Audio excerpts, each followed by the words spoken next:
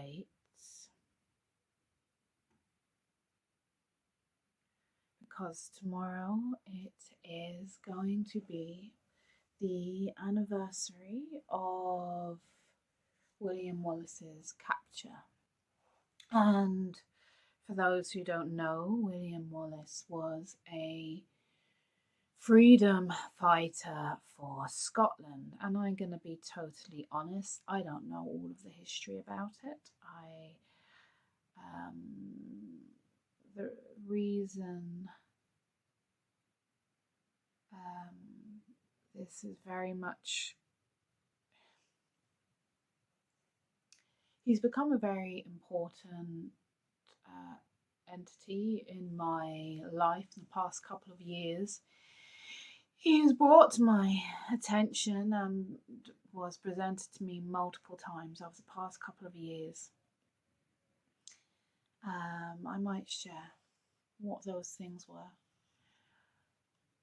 But ultimately, what I want to share is the lessons gained from his sacrifice as a freedom fighter. So, yeah, on the 5th of August in the 1500s, see, I don't even know the exact date, he was captured and then murdered on the 23rd of August. And I like to say murdered. But that has all been forgiven because that was very much an important part of that soul's and the collective consciousness journey into a disintegration of a veil, that and programming and maybe overlay of an illusion of I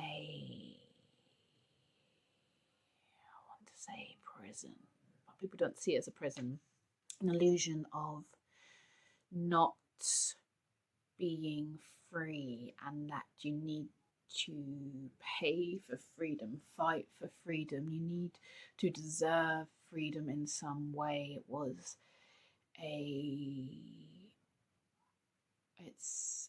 It is a story ingrained in our psyches, and there's been many stories throughout history where souls played the part of freedom fighting, including Yeshua, Jesus. And that was an important part of those souls' journeys and an important part of the collective's journey. However, it was important. What has come to me through my mystical experiences with Wallace and sitting with that, it started off with me not being the greatest fan of him. I've never watched Braveheart. I don't know what the movie is. So when people have said to me, William Wallace wasn't like in the movies, it's like, that doesn't make a difference to me because I didn't watch the movie. He has been in my presence, or I have been in his presence. We've been side by side. And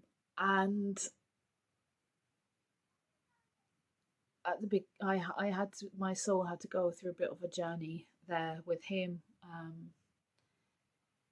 Great love for that soul now and appreciation. Because when you are a freedom fighter,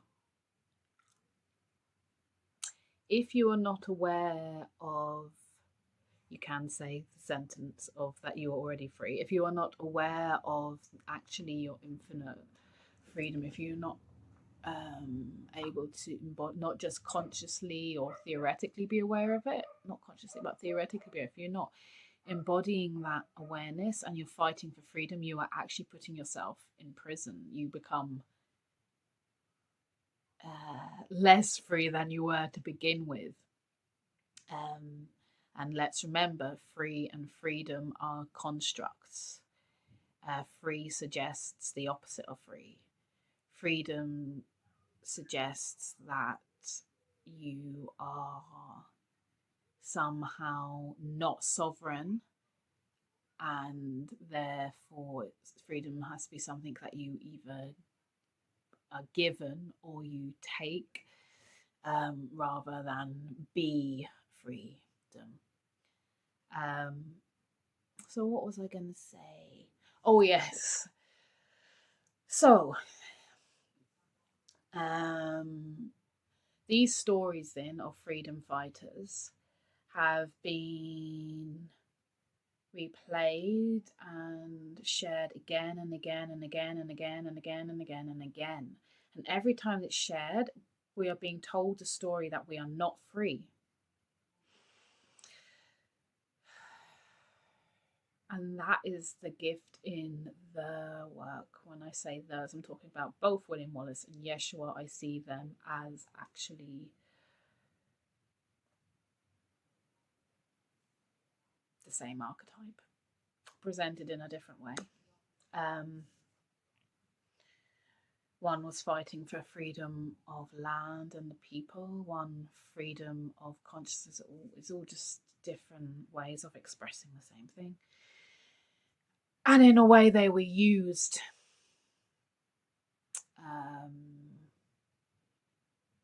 But it was their choice to be used, and the lesson in it. And I think the reason I came to this place in that was because I first started with, they're programming us because to believe that if we fight for our freedom, we will be killed. So it's to put fear into us of like not doing it. So that's what the whole programming of these stories are that we've been told and have been replaying throughout history and time. And then I was like, wait, no. So first of all, it's like, first layer, fight for your freedom and you risk being killed, so do as you're told. Next level to that is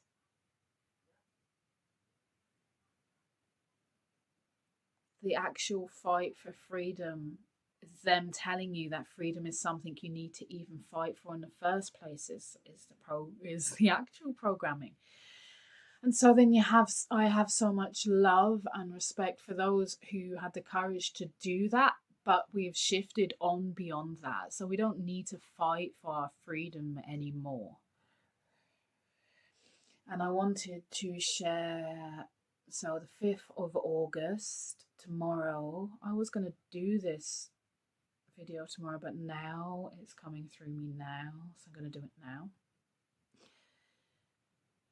So on the 5th of August is the date that he was captured, so tomorrow's date. At the grand age of 35. The grand age of 35, which is the age that I just so happen to be right now until the 16th of August. And so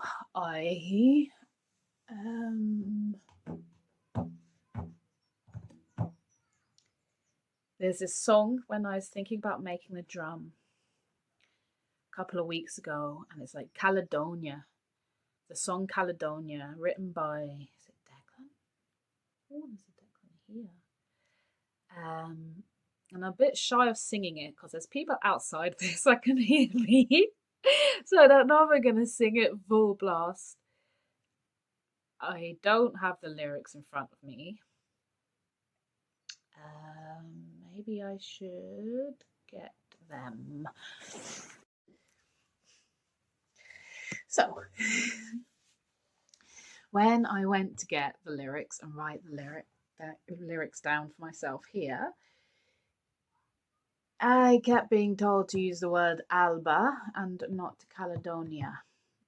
So that's why I'm going to be not going to sing Caledonia, which is the Roman name for Scotland. I shall be using Alba, which is the Scots Gael for Scotland. Alba. So also I'm just going to add, it's, I guess, in a way also influenced this drum. that I made last weekend. She is of Scottish skin. A beautiful red deer. Scottish skin. Okay, I'm just going to go for it. I know there's loads more things that I could say, but the video is long enough already and I probably have lost the attention of many. But I'm going to start.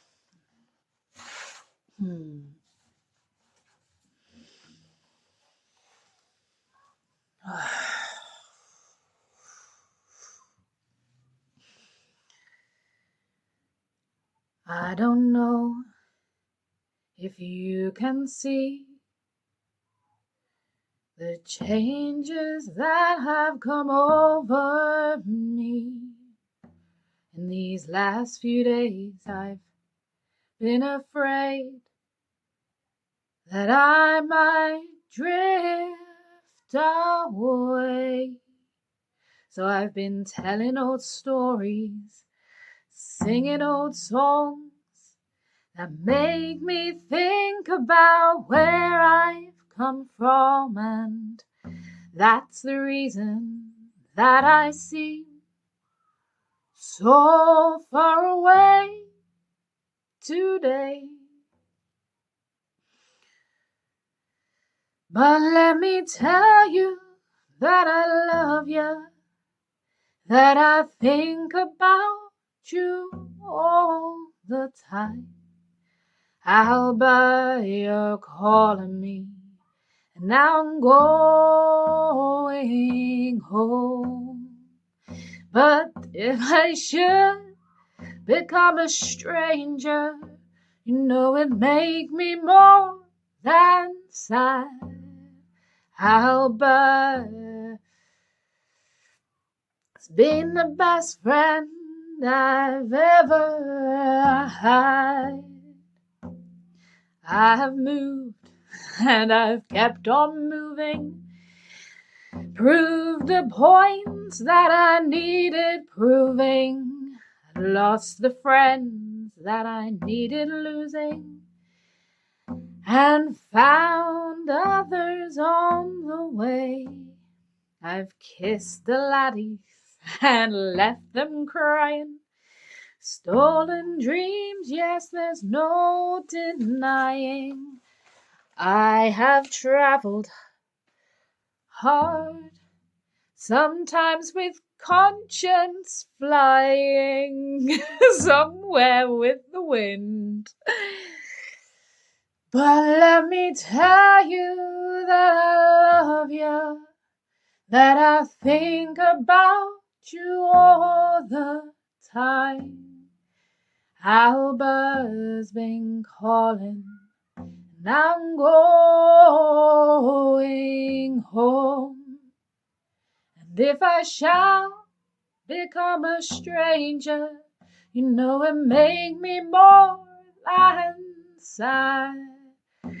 Caledonia is Albert. You're the best friend I ever had. Urasapa.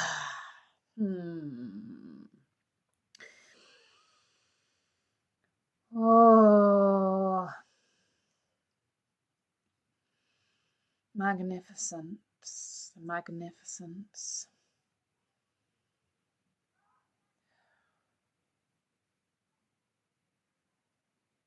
You are